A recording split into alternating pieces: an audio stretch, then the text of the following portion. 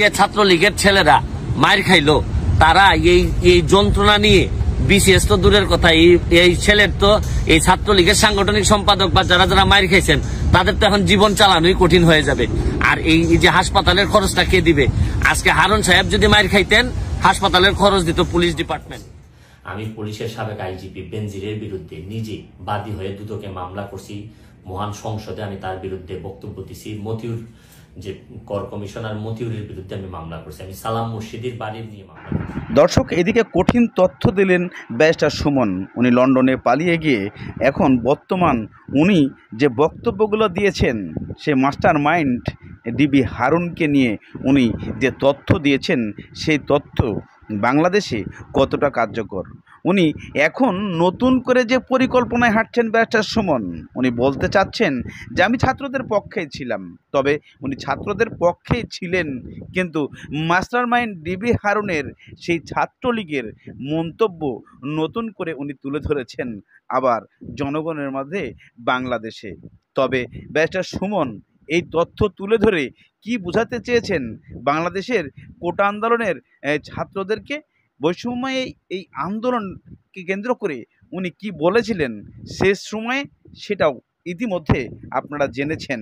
চলুন ব্যারিস্টার সুমন নতুন করে কি তথ্য দিয়েছে আপনাদের সামনে শুনে আসি। আমরা শুরু করিতেছি মহান আল্লাহর নামে, যিনি পরম করুণাময় এবং অত্যন্ত দয়ালু। আপনারা যারা আমার ফ্রেন্ড ফলোয়ার আছেন বিভিন্ন সময় বিভিন্নভাবে আমার উপর কষ্ট পেয়েছেন, তাদের উদ্দেশ্যে একজন সাবেক এমপি হিসাবে আমি দুটি কথা বলতে চাই। আমি আপনাদের এই সংস্কার, কোটা সংস্কার যে আন্দোলন, এই আন্দোলনে বা বৈষম্য বিরোধী ছাত্র আন্দোলন, এই আন্দোলনে কোটা সংস্কারের জন্য আমি সবসময় আপনাদের সাথে ছিলাম এবং এটাতে যারা আহত নিহত হয়েছেন তাদের পক্ষেও, এই বিচারের পক্ষেও আমি ছিলাম।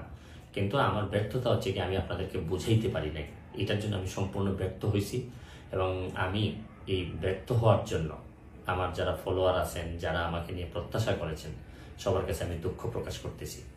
আমি আপনাদেরকে আরেকটি কথা বলতে চাই, এখন যে কাঠামোগত সংস্কার আপনারা চাচ্ছেন, দেখেন এই সংস্কারের জন্য আমি বহু বছর আগে থেকেই কাজ করে যাচ্ছি। আপনারা দেখেন এই দুর্নীতির বিরুদ্ধে যুদ্ধ গত 15 বছরে আপনারা যে 2-3 জন মানুষ দুর্নীতির বিরুদ্ধে সোচ্চার ছিলেন, এর মধ্যে হয়তো আমাকে একজন আপনারা পাবেন। আপনারা জানেন যে আমি এস আলমের বিরুদ্ধে নিজে বাদী হয়ে মামলা করছি টাকা পাচারের জন্য। আপনারা জানেন যে আওয়ামী লীগের বর্তমান কমিটির যিনি প্রচার সম্পাদক আব্দুল সুবহান গোলাপ, তার আমেরিকাতে 9 বাড়ি থাকা নিয়ে আমি নিজে বাদী হয়ে মামলা করছি। আমি পুলিশের সাবেক আইজিপি বেনজিরের বিরুদ্ধে নিজে বাদী হয়ে দুদকে মামলা করছি। মহান সংসদে আমি তার বিরুদ্ধে বক্তব্য দিছি। মতিউর যে কর কমিশনার মতিউরের বিরুদ্ধে আমি মামলা করছি। আমি সালাম মুর্শিদির বাড়ির নিয়ে মামলা করছি। আমি সালাউদ্দিন, কাজী সালাউদ্দিন যে ফুটবলের দুর্নীতি নিয়ে আমি কথা বলছি। ওসি মুয়াজ্জেমের বিরুদ্ধে আমি নিজে মামলা করছি, করে তার 8 বছরের সাজা হয়েছে ডিজিটাল নিরাপত্তা আইনে। আমি, আপনারা জানেন যে জীবনে যত ঝুঁকি ছিল, আপনারা জানেন যে এই কোটা আন্দোলন শুরু হওয়ার 2 সপ্তাহ আগে আমি প্রেস কনফারেন্স করে বলতে বাধ্য হয়েছি, আমি জিডি করছি যে আমার জীবনের উপর হুমকি আছে এইসব দুর্নীতির বিরুদ্ধে প্রতিবাদ করতে গিয়ে। সুতরাং আমি এই যুদ্ধে সবসময় চেষ্টা করছি। এখন আপনারা যারা যে যুদ্ধ শুরু করছেন, ছাত্র জনতার নেতৃত্বে যে যুদ্ধ, এই যুদ্ধে আমি মনে করি যে দুর্নীতির বিরুদ্ধে যুদ্ধ, এই যুদ্ধে আমি আপনাদের সবসময় আমি আপনাদেরকে দোয়া করি যে আমি যতদিন আসি চেষ্টা করে যাব দুর্নীতির বিরুদ্ধে এই যে যুদ্ধ, এই যুদ্ধে সবসময় শরীর থাকার আমার জায়গা থেকে আমি চেষ্টা করব। এই বলে আজকের মতো বিদায় নিচ্ছি। ভালো থাকুক আমার বাংলাদেশ। আপনি কেটে দিছেন? ও না না, তাহলে আমি থাকলাম তো কেটে ওয়িং দিয়ে কেটে দিলাম। অফিসে আছেন? আমার ওই যে আর্মি ব্যাক গভর্নমেন্ট হবে তো। জি ভাই, উল্টাপাল্টা কয় মানুষ, উল্টাপাল্টা কয়। কি কয়? কয় তো আপনারা কি ধরবো বলে লোকেশন খুঁজতেছে, এই সেই দুনিয়ার কিছু কইলে। আমি কিছু কই, আমি তো এর অনলাইনেই পাইলাম। আমি তো অফিসে, আমি তো কইছি আমি তো এর অনলাইনেই পাইলাম। কই কয় কি যে কই হেরে তো আমরা পাইতেছি না। আমি কিছু আমি তো এর অনলাইনেই পাইছি। এয়ার কমান্ডার রাফিউ কইতেছে। রাফি কেটা? Rafiu, air commander Rafiu, DGFI director, এই কইতেছে। হ্যাঁ, আমার ফোন দিস তো, ফোন দিয়ে কইলো যে কই এর লোকেশনটা আমার একটু বার করে দাও। তো আমি কিছু আমি লোকেশন কেমনে দিব? আমি তো নিজেই দুবাই। ঠিক আছে, তুমি মানে আমার কথা হলো তোমার সম্পর্কতা তুমি বললো আমাদের কথা যে আমরা কি, আমরা তো সরকারের দাস, তাই না? আপনারা না, সবাই তো সরকারের দাস। সরকারি যারা চাকরি করছেন, সরকারের বাইরে যাওয়ার কি সুযোগ আছে? সেটা তো ঠিক আছে, এখন তো আমরা রেডি করতেছি না, এই টাকা করতেছি না, তাই না? কিন্তু ভাই লাভ কি? ভাইয়া লাভ কি? পুলিশের থানায় আগুন ধরায় দিচ্ছে, তাইলে আর কি ডিউটি করে পুলিশের কি লাভ হইলো? ওইটা কি কি করবা, মানে এটা তো মানে যুগে যুগে হবে এরকম, তাই না? থানায় আগুন ধরায় দিতেছে, ডিসিরা সব পালায় রয়েছে। 2-3 জন ডিসির সাথে কথা হইলো ডিবির, আমরা তো ভাই পালায় রয়েছি, গাড়ি পুরাই দিছে আমাদের। না না ঠিক আছে, তুমি মানে তুমি তো মানে ওই মানে আসো খোঁজ খবরটা কেমন জানাই। আমার তো জীবনটা শেষ করে দিছেন আপনি ভাইয়া। তুমি আমার লোক দেখা করেছো না, তুমি যখন আসো আমার লেকশপে দেখা করেছো না আমার লোক? করছি ভাইয়া, কিন্তু আমার তো মান সম্মান সব শেষ। মানুষজন তো তুমি যে আমার দেখা করে আইলা, তুমি গেলা কেন তো ভাই? তুমি কি তোমার আমি 2003-এ পাস করেছি, তখন বিএনপি সরকার ক্ষমতায়, কিন্তু আমার প্রত্যেকটা মন্ত্রীকে অপছন্দ করতে পারবো না।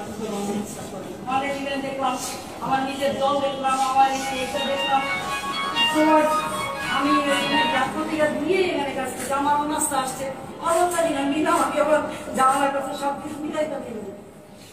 আমি তো আপনার মনে করেন এরকম, হ্যাঁ এটা সত্য, একটা জায়গায় এতদিন কাজ করছি, কিন্তু আমি সবসময় কয়েকদিন 5 তারিখের করতে গিয়ে সবসময় আমাকে বলছি, আল্লাহ তুমি যেটা ভালো মনে করো ওইটাই জন্য আমার জন্য।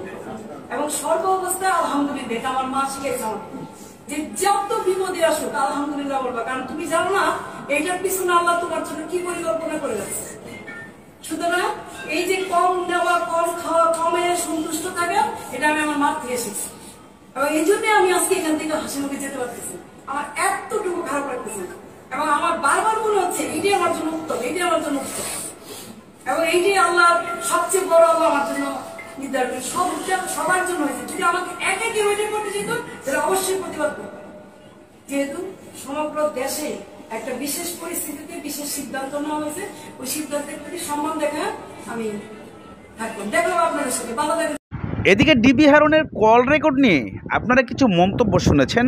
সে ডিবি হারুন এই কল রেকর্ডে কি বলেছেন এবং কি বলতে চেয়েছেন। এদিকে বাংলাদেশের নারায়ণগঞ্জের আইভি রহমান আপনারা দেখতে পেয়েছেন, উনি নিজেকে বিদায় নিয়েছেন সুষ্ঠুভাবে বলে জনগণের উদ্দেশ্যে কি প্রশ্ন ছুড়ে দিয়েছেন আপনারা ইতিমধ্যে দেখে গেছেন। তবে মজার কিছু তথ্য আপনাদের সম্মুখে আসতে যাচ্ছে। যে তথ্যগুলো হচ্ছে যে ডিবি হারুন মাস্টার মাইন্ড, এবং এই জিনিসগুলো আর কে কে আছে অবশ্যই আপনারা ভিডিও শেষ অংশে পেয়ে যাবেন। তবে ব্যারিস্টার সুমন কেন হঠাৎ করে ডিবি হারুনকে ফাঁসিয়ে দিলেন, ডিবি হারুনকে নিয়ে কথা বললেন, যে ডিবি হারুনকে নিয়ে উনি প্রশংসা করতেন, সেই ডিবি হারুনকে নিয়ে বর্তমানে উনি নতুন কিছু তথ্য দিতে চাইলেন এবং তথ্য দিয়েছেন এই ভিডিওর মাধ্যমে। তবে চলুন আমরা ব্যারিস্টার সুমনের কাছে চলে যাই, মাস্টার মাইন্ড কে, কিভাবে আমাদের এই কোটা আন্দোলন নেতারা, যে ছাত্রলীগের ছেলেরা মার খাইলো, তারা এই যন্ত্রণা নিয়ে বিশেষ তো দূরের কথা, এই ছেলের তো এই ছাত্রলীগের সাংগঠনিক সম্পাদক বা যারা যারা মার খাইছেন তাদের তো এখন জীবন চালানোই কঠিন হয়ে যাবে। আর এই যে হাসপাতালের খরচটা কে দিবে? আজকে হারুন সাহেব যদি মার খাইতেন, হাসপাতালের খরচ দিত পুলিশ ডিপার্টমেন্ট। আজিজুল সাহেব যদি মার খাইতেন, তাহলে হাসপাতালের খরচ দিত সরকার, অ্যাডমিনিস্ট্রেশন, রাষ্ট্রপতি ভবন থেকে এই খরচ উঠত। কিন্তু ছাত্রলীগের খরচ দিতে হবে কিন্তু ছাত্রলীগের মায়ের, ছাত্রলীগের যে কষ্ট করে যে মা এই পর্যন্ত ঢাকা বিশ্ববিদ্যালয় পর্যন্ত আনছে, তার খরচ দিতে হবে তার মায়ের। এই জন্য আমি ছাত্রলীগের ভাইদেরকে বলবো যে কোনো কেউ ডাকলেই চলে যায় না, কারণ আপনারা দেখছেন তো যে ছাত্রলীগের যতই আপন আপন কথা বলেন, কিন্তু ছাত্রলীগের বেশিরভাগ মানুষ তার ব্যক্তি স্বার্থে যখন ব্যবহার করেন, ছাত্রলীগের নেতাদেরকে নির্যাতনের ঘটনায় যিনি হারুন সাহেব, আপনারা এখানে আরো 2 জন মানুষ আছেন যারা এই লাইটের ভিতরে নাই, তারা এই লাইট থেকে বের হয়ে গেছেন, অথচ তারাও কিন্তু হারুন সাহেবের চেয়ে কম দায়ী না। আপনারা জানেন যে হারুন সাহেবের সাথে ঝামেলাটা হয়েছে এই আজিজুল সাহেবের। আজিজুল সাহেব হচ্ছেন কি আমাদের মহামান্য রাষ্ট্রপতির সহকারী একান্ত সচিব, তিনি এবং তার ওয়াইফ হচ্ছেন গিয়ে উনিও পুলিশ কর্মকর্তা। তার সাথে নাকি হারুন সাহেব বসে আড্ডা দিচ্ছিলেন বা নানা ধরনের কথা এখানে আছে। আমি এগুলা যেহেতু আমার কাছে কোনো প্রমাণ নাই, আমি এইসব বিষয়ে কথা বলবো না।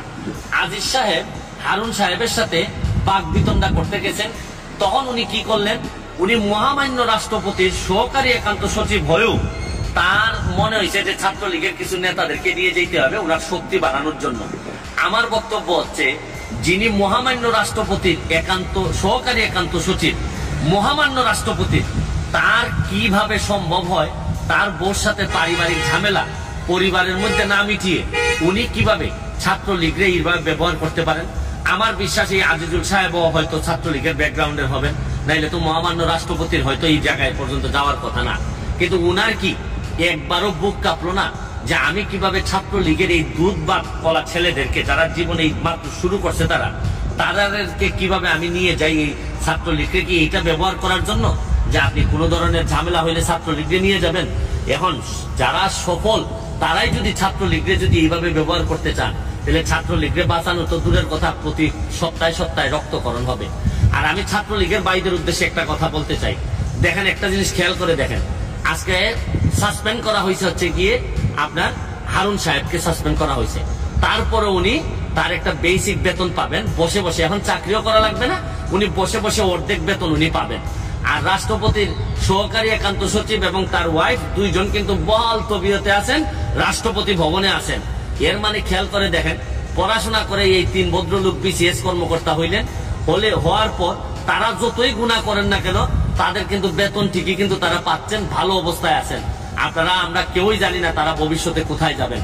কিন্তু যে ছাত্রলীগের ছেলেরা মাইর খাইলো, তারা এই যন্ত্রণা নিয়ে বিসিএস তো দূরের কথা, এই ছেলের তো এই ছাত্রলীগের সাংগঠনিক সম্পাদক বা যারা মাইর খাইছেন তাদের তো এখন জীবন চালানোই কঠিন হয়ে যাবে।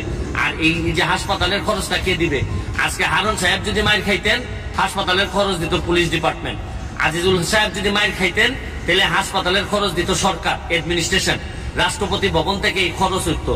কিন্তু ছাত্রলীগের খরচ দিতে হবে কিন্তু ছাত্রলীগের মায়ের, ছাত্রলীগের যে কষ্ট করে যে মা এই পর্যন্ত ঢাকা বিশ্ববিদ্যালয় পর্যন্ত আনছে তার খরচ দিতে হবে তার মায়ের।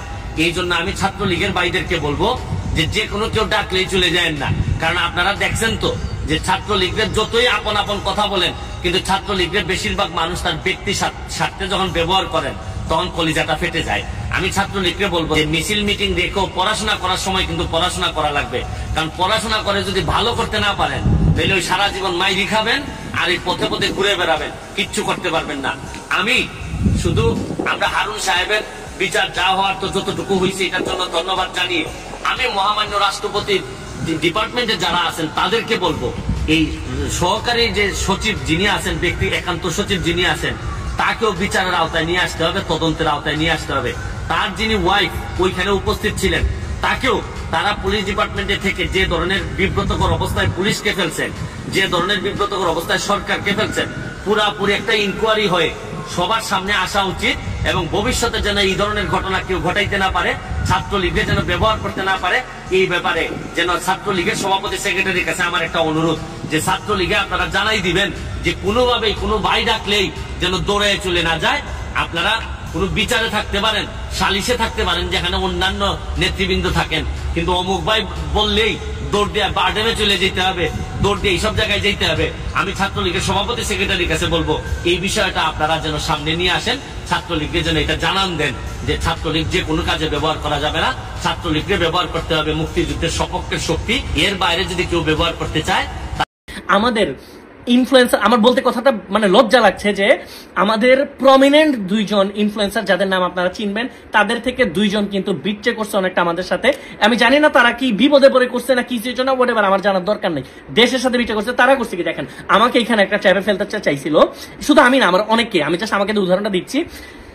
5 জুলাই প্রথম যখন আমি ছাত্রদের পক্ষে পোস্ট করি এবং আমি তারপর কবিতা লেখা শুরু করি, আমি যখন গান রেডি করা শুরু করি এবং আরো অনেক ইনফ্লুয়েন্সার, হয়তো কেউ আগে কেউ পরে, আস্তে ধীরে ছাত্রদের পক্ষে আসা শুরু করে, তখন থেকে স্বৈরাচাররা বুঝে গেছিল যে আমরা ইনফ্লুয়েন্সাররা একটা জনমত তৈরি করতে সক্ষম হব। সেই জন্য তারা চেষ্টা করছে কি আমাকে টার্গেট করে চা খাওয়ার কথা বলে একজন প্রমিনেন্ট সিনিয়র ইনফ্লুয়েন্সার, নাম বলে হয়তো সবাই চেনে, আমি নাম বলবো না, আমি কারো ক্ষতি চাই না ভাই, আমি শান্তি চাই। একজন প্রমিনেন্ট সিনিয়র ইনফ্লুয়েন্সার আমাকে চা খাওয়ার কথা বলে বাসার নিচে নামাইছে। আমি যাওয়ার পর দেখি উনি একা না, উনার সাথে একটা মাইক্রো আইন শৃঙ্খলা বাহিনীর লোকজন, এবং উনি বাসা নিয়ে আমাকে এমন ভাবে কথা বলছে, উনি আমাকে বোঝানোর চেষ্টা করছে তাদের সাথে আর্মস আছে। এবং এখানে একটা এজেন্সি লোক ছিল যারা সরাসরি পিএম কে, মানে তৎক্ষণাৎ স্বৈরাচার শাসকের যে প্রধানমন্ত্রী ছিল তাদেরকে রিপোর্ট করে। আমি বোঝানোর চেষ্টা করছি, একটু বুঝেন, ভালোভাবে চিন্তা করেন। পেইড ক্যাম্পেটা ছিল এরকম, এমন কিছু কথা আমাদের মুখ দিয়ে বলাতে চেয়েছিল যেন আমরা এই যে বিভিন্ন জায়গায় হামলাগুলো হচ্ছে আমরা যেন বলি যেগুলো বিএনপি করতেছে, এগুলো জামাত করতেছে, শিবির করতেছে বলে জনগণের মধ্যে একটা দলকে আমরা ভাগ করে দিই, এবং ছাত্রদেরকে যেন বাসায় যেতে বলি, ঘরে ফিরে যেতে বলি, ছাত্রদের প্রতি যে অবিচার হচ্ছে সেইটা না বলে যেন ছাত্রদেরকে ঘরে যেতে বলি। এইটার মাধ্যমে তারা চাইছিল বাংলাদেশের সাথে যেন আমরা বিট্রে করি। এবং শুধু আমি একা না, আমাকে 5 জনের লিস্ট চাইছিল যে এই 5 জনকে তাশরিফ তুমি ম্যানেজ করো। আমি যদি অস্বীকার করতাম, আমি যদি মানা করতাম ইনস্ট্যান্ট, দেখেন সিচুয়েশনটা বুঝেন, বাংলা সিনেমার নায়ক